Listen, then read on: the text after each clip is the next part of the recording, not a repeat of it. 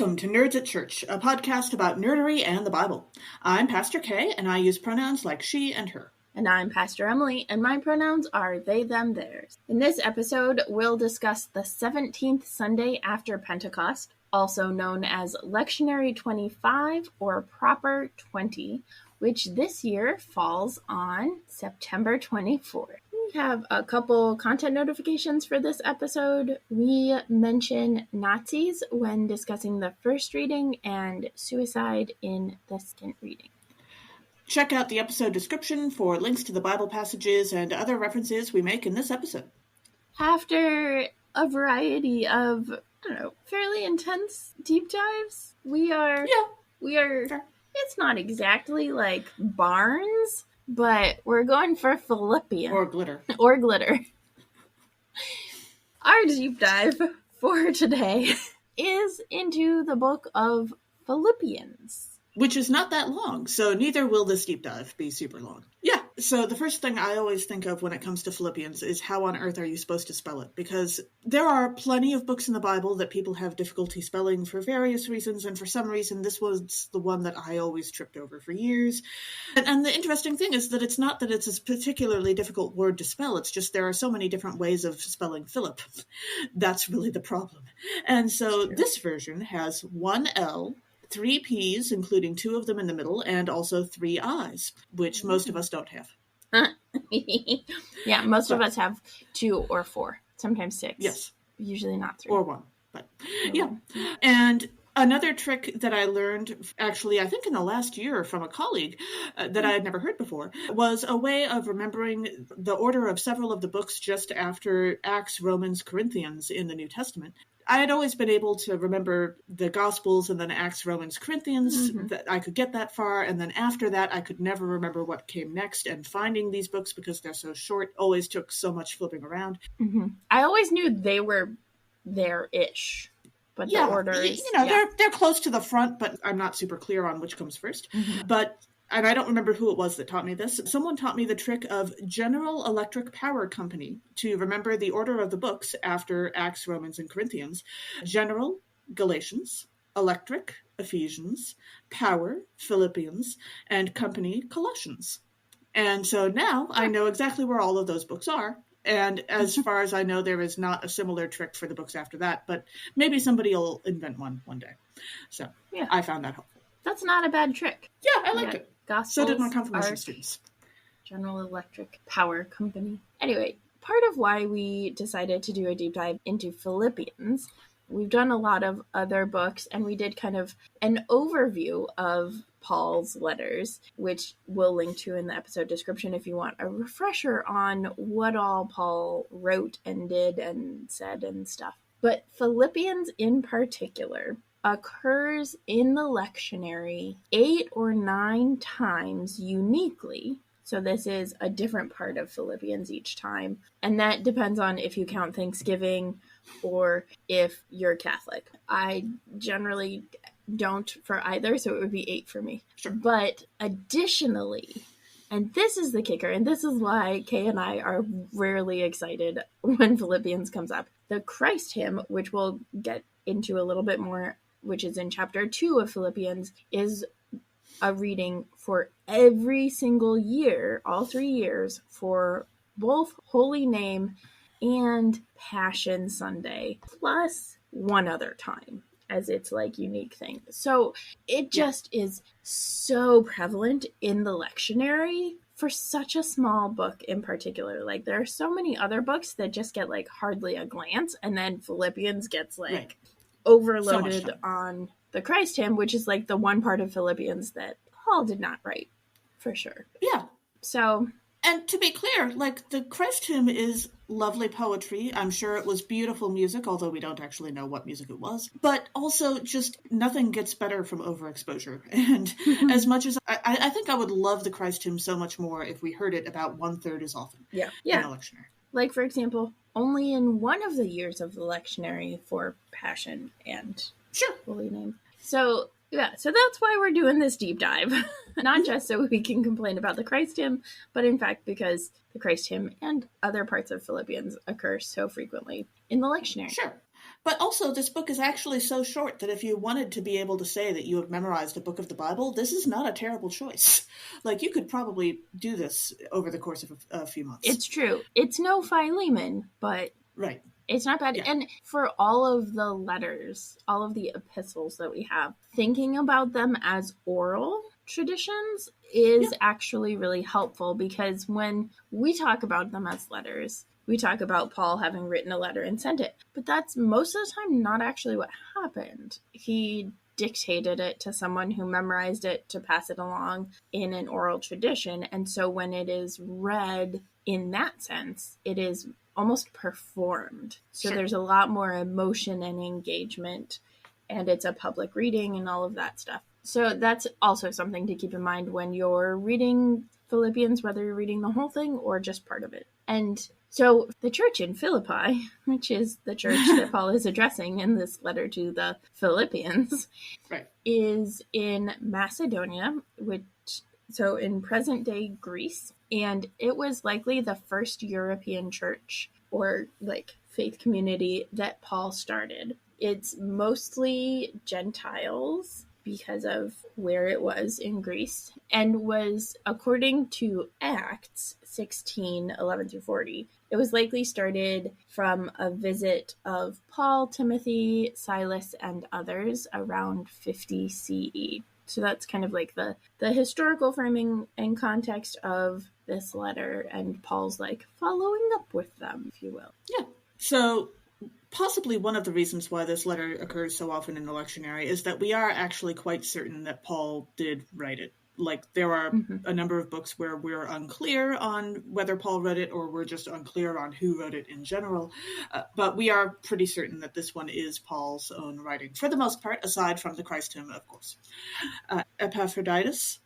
And this letter was delivered by a friend of Paul's named Epaphroditus, who had just recovered from a life-threatening illness and so was going home to Philippi. And Philippi's church was unusually poor even for back then, but they had still sent Paul food while he was in prison, and so he thanks them for doing that in the letter.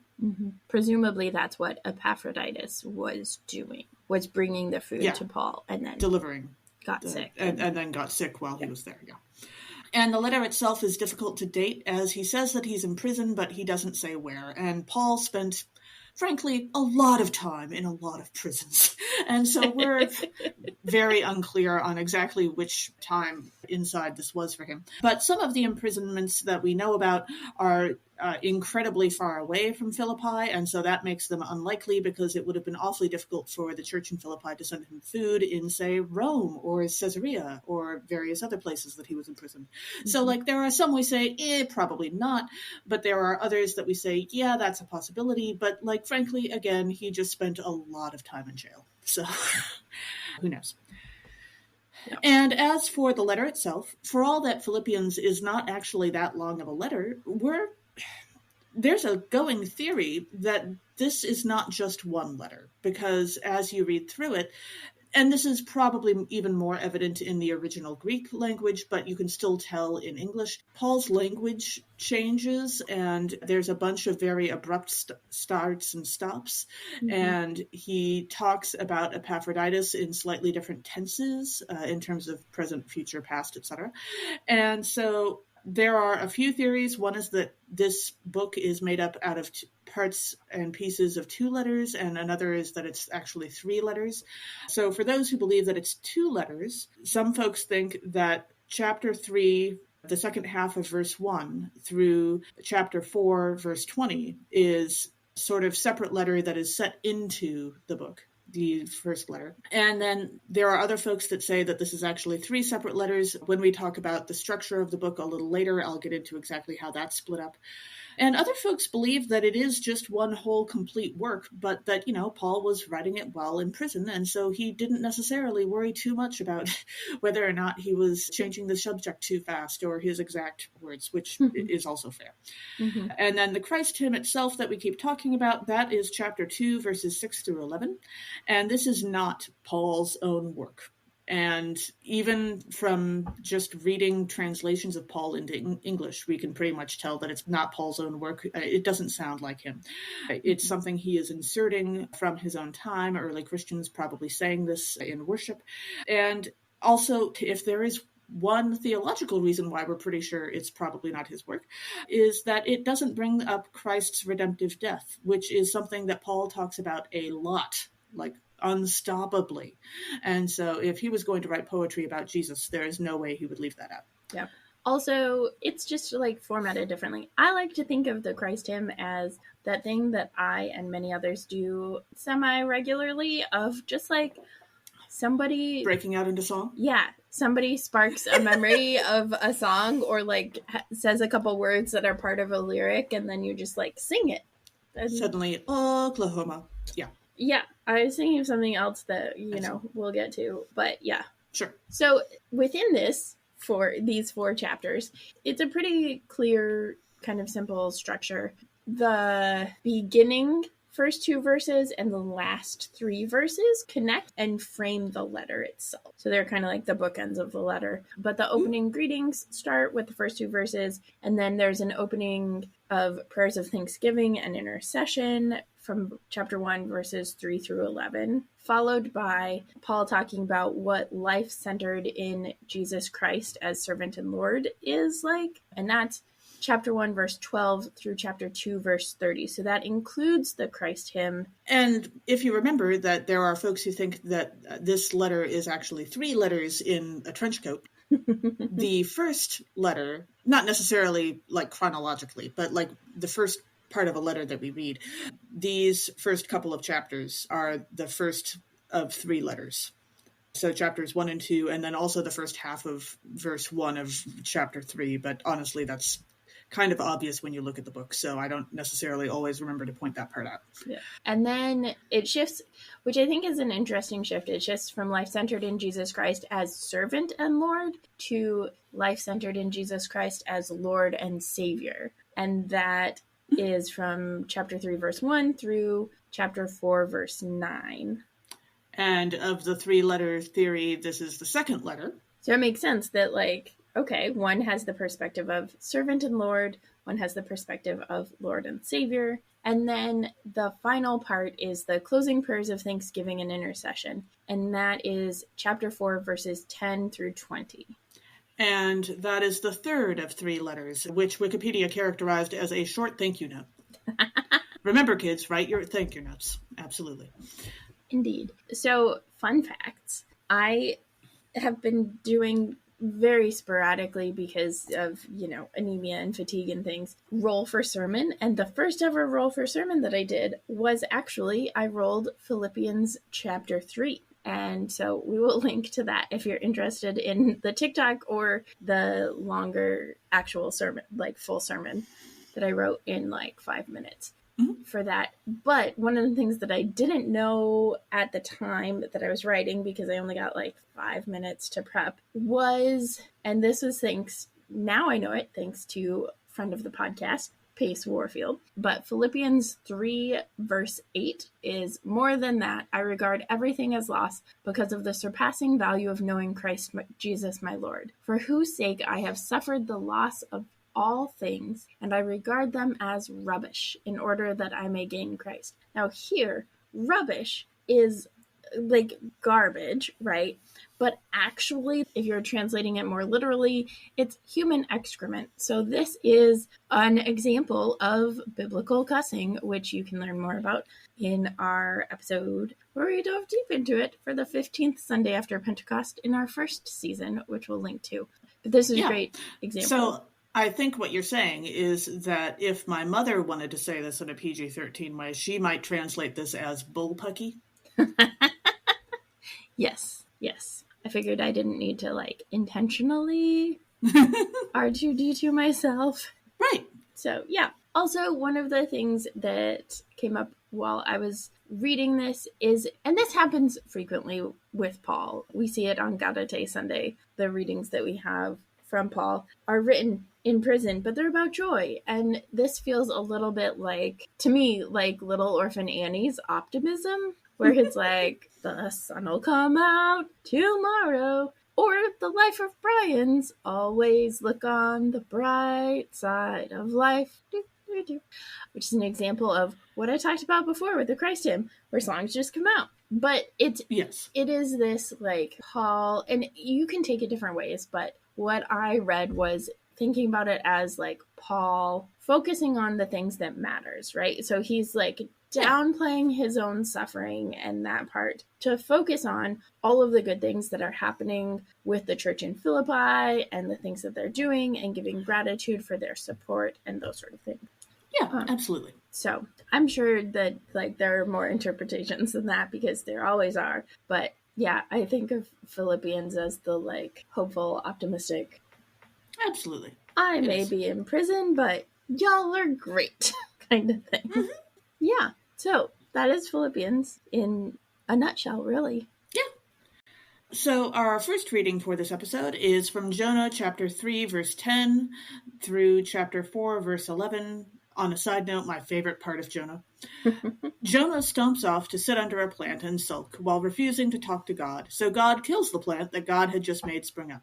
So one of the themes that happens frequently in Jonah, if you'll recall from our episode diving deep into Jonah with River Cook Needham in our first season, which we'll also link to, we've had just so much, we've just had really great episodes. We've been doing this for a while. I know. But the theme that came up for me in this passage is hyperbole. Jonah is just like distraught over a plant. Mm-hmm. And it reminded me of when I was little and growing up, and still today sometimes, whenever like something was hurting. So if we hurt our knee or if we had a headache or something, the first response was always, do you want me to cut it off? And of course, like nobody wants their head cut off because they have a headache most of the time. But yeah. I mean, I've had days where I wanted my nose cut off, but it didn't seem like a good long-term solution. Yeah. Yeah. It's not. So I was just thinking of that with Jonah, and I don't know, he sounds like a little kid who is like, absolutely. Lots of whining. Except he's an adult. His brain has developed. And then as we dive into the verses in chapter 4, verse 1, so it starts at chapter 3, verse 10. There's like one verse of chapter 3, verse 10, and then it's just chapter 4. So in chapter 4, verse 1, we read, but this was very displeasing to Jonah, the fact that God was not going to wipe out the Ninevites. And Jonah became angry. And it really, to me, it sounds a lot like Jonah wants vengeance, which, I mean, we did a whole deep dive into it. And like, is it vengeance? Is it justice?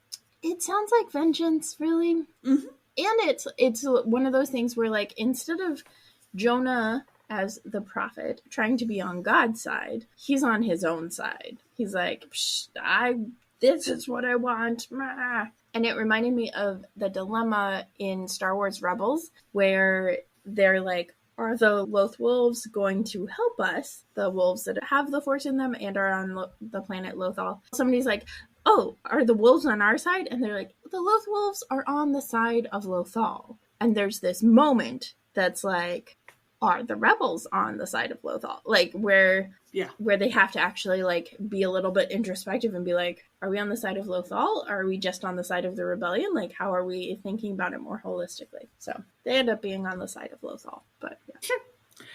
And then in verse 2, we read, Jonah prayed to the Lord and said, O Lord, is this not what I said while I was still in my own country? That is why I fled to Tarshish at the beginning. For I knew that you are a gracious God and merciful, slow to anger and abounding in steadfast love and ready to relent from punishing. And I love the fact that I can just hear Jonah saying that in such an angry and irritated tone of voice. Dang it, God. And one of the questions I ask myself sometimes about Bible characters in order to see how well I know them is, what kind of TV would they like to watch? And here, I think, we learn that Jonah would be all about the shows of horrible people being horrible to each other, like It's Always Sunny in Philadelphia, or Real Housewives, or Downton Abbey, or various other shows like that, because Jonah is here for the drama, okay? He is not here for the happy endings and the neatly woven together storylines. He just wants all of the melodrama that could possibly be made. Absolutely. I love it. And then in chapter 4, verse 10, we read, "Then the Lord said, 'You are concerned about the bush, for which you did not labor and which you did not grow. It came into being in a night and perished in a night.'" And, honestly, usually I read this and I'm on God's side and saying, yeah, Jonah, you didn't even, do any of this gardening. Come on. But to be entirely fair, I have been playing a lot of Stardew Valley lately. And so I have been very concerned about various plants over which I did not labor or grow because they're, digital and part of a farming sim game. But also, I figure I never actually wanted God to smite a whole city of people dead. So on the whole, I think I'm probably doing better than Jonah. That's fair. I am very concerned about some plants growing, but that's because Brooke is growing them, and I have named them. Well, everybody and being in the house concerned is one thing, but being angry that God has smited the plant when you did nothing for it in the first place. So if God smites Brooke's plants, I'm sure you'll tell us about it. Yeah, there was a fungus scare on the carrots the other week. Well, that was bad, but it was fine. But it was a very scary thing. Anyway. And then in verse 11, God continues and says, "And should I not be concerned about Nineveh, that great city in which there are more than 120,000 people who do not know their right hand from their left, and also many animals?" This feels like that thing where, some people care more about animals than about humans, who are also animals. But when I was in college, I took a class called Buddhism, Animals, and Animal Welfare. And it was really fascinating. I loved the class. And one of the things that I learned in the class was that in cultures that kind of overemphasize or lift up care of animals as this really important thing, it frequently comes at the expense of humans. So the valuing of non-human or more than human animals comes with the devaluing of particular humans. The best example of this is Nazi Germany, which actually took really great care of pets and animals and stuff, and also was working on dehumanizing Jewish people in particular, but a lot of different groups, by likening Jews to rats and mice. And that was a way for them to dehumanize people and elevate animals for a particularly harmful end. Yeah. So I always think that that's when we're but the animals, and yeah, they're important and I love elements. But also there are humans too that need care and concern. Our second reading for this episode, surprising hopefully no one, is from the book of Philippians, chapter 1, verses 21 through 30. The author discusses the struggles of living faithfully. And one of the themes that I noticed in this part of Philippians is this concern for others that Paul has, of wanting to make sure that they are okay and that the Philippians will continue to grow. And it reminded me of, in The League of Their Own, the TV show that greedy corporate producer people, fancy bazillionaires, canceled because they're mean. But in the show, the team has this great care and concern for each other, and it's a fantastic show. I loved the first season. But to the extent that when somebody is feeling bad or thinking about leaving or that sort of thing, they go and track the person down at the train station to ask them to stay. And I love that space of really deep care for the team that they have created and the chosen family kind of structure. Well, not so much chosen because they got drafted into the teams, but you know what I mean. Sure. Yeah. And then in verse 23, we read, "I am hard pressed between the two. My desire is to depart and be with Christ, for that is far better." And here's another example of, wouldn't the modern world be different if the ancient world had therapy? I do want to point out that in many places in the United States, you can call 988 if you are considering suicide, and they will try to find you some help. My pop culture reference for this is a poem by Dorothy Parker that I used to reference a lot more than I do now, because unfortunately it is no longer quite as convicting as it used to be. The poem is called Resume, and it is her list of reasons of why all suicide methods are difficult and unpleasant, and therefore she decides to live at the end.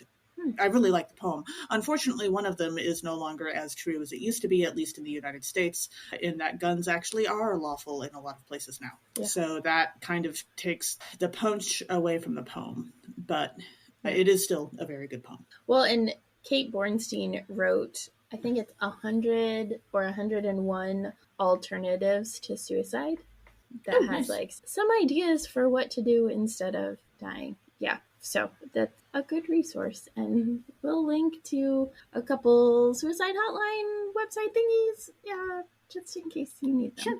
And then in verse 24, Paul continues and says, "But to remain in the flesh is more necessary for you." And it reminded me of like bodhisattvas and other folks in Buddhism's history who could reach nirvana, could reach enlightenment, but ultimately like the way that they like, it's this weird like dilemma kind of thing, but like they could reach enlightenment, but the super duper enlightened thing is actually to not reach enlightenment and instead stick around and help lead others towards enlightenment. And so that like feels like what Paul is doing. He's like, I could just like be good, but you need me, so I will help guide you as well. Sure.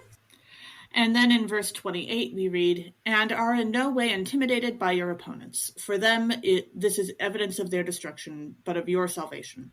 And this is God's doing."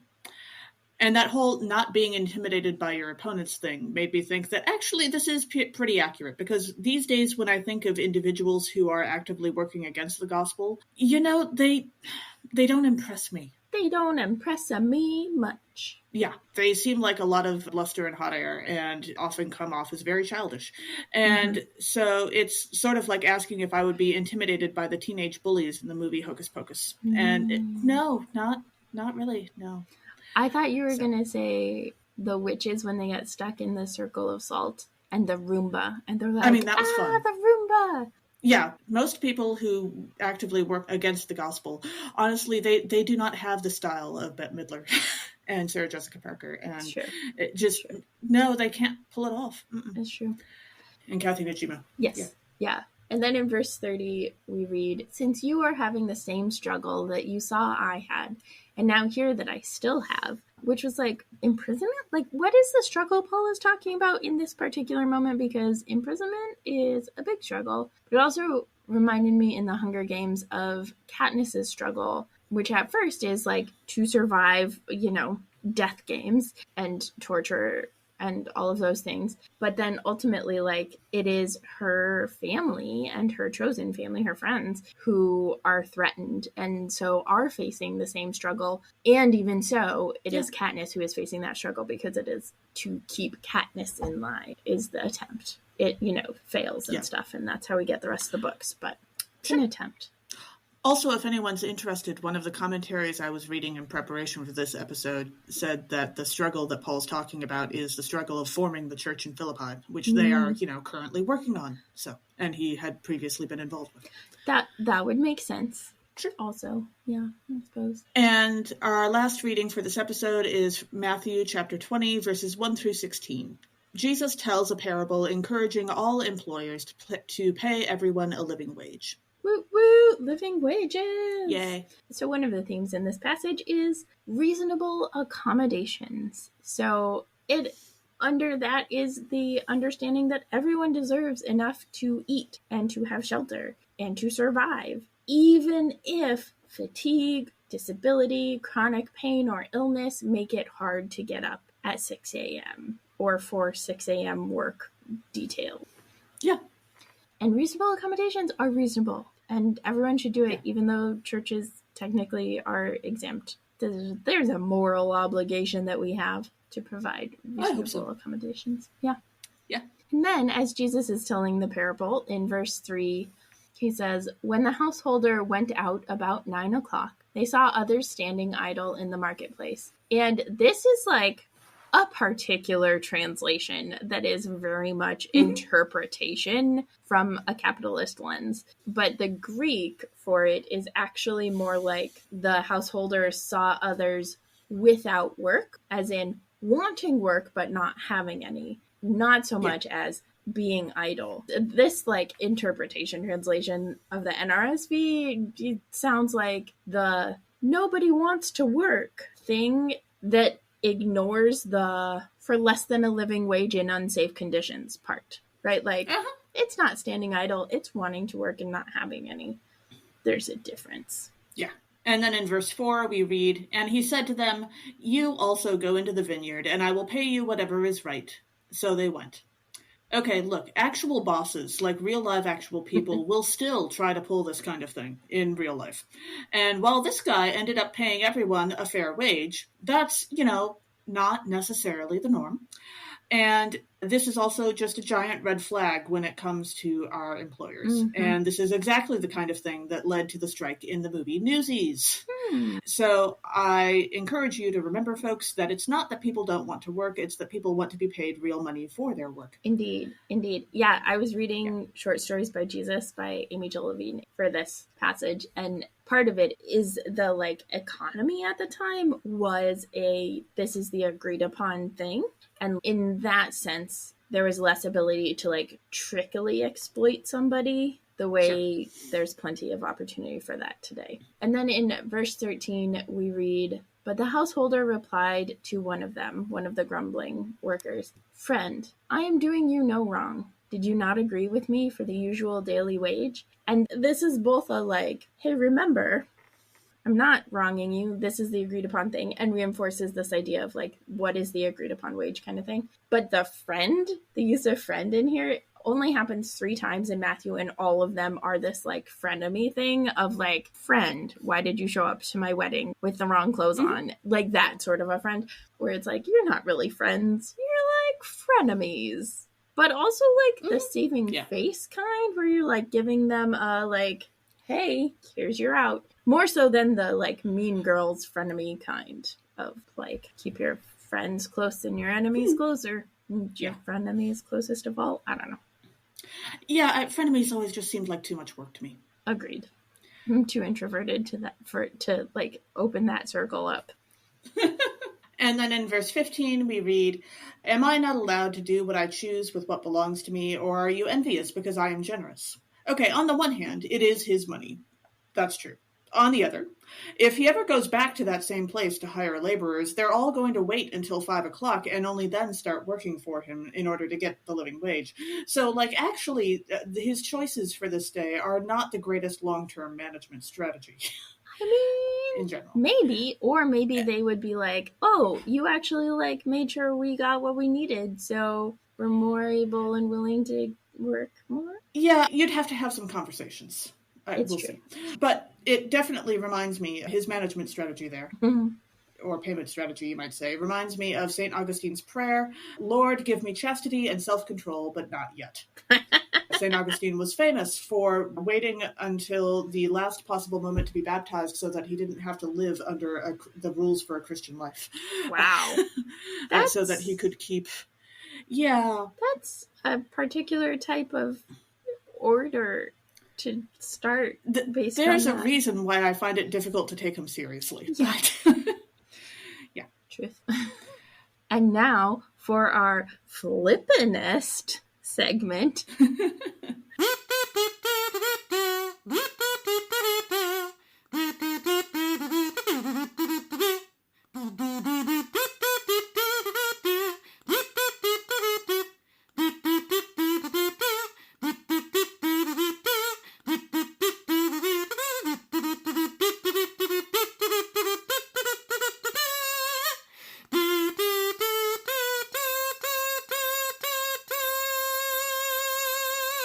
Let's make a Muppets musical. Okay, who are you casting?